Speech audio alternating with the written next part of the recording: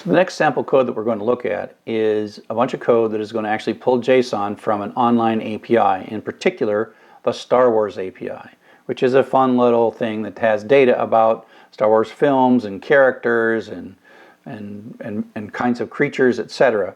And so we're going to do this in a way that's a little more complex because we're going to spider. And we actually don't know what data we're looking at. It's not like the email data where we were going 1, 2, 3, 4, 5. We're actually going to retrieve a document, then you read the document to see links to other documents, and then you retrieve those links and you put them in our database as to be retrieved.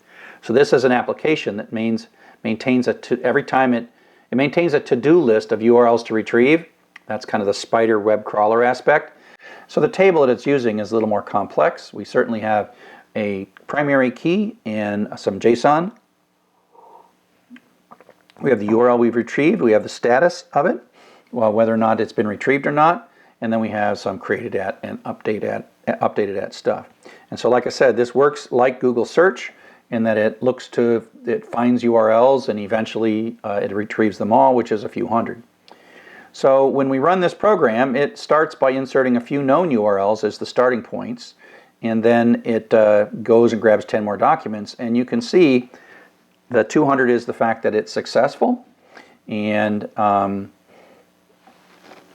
then it retrieved 2,200 characters, and it counts the to-do list at the end of each run. So there was only 2 in this to-do list.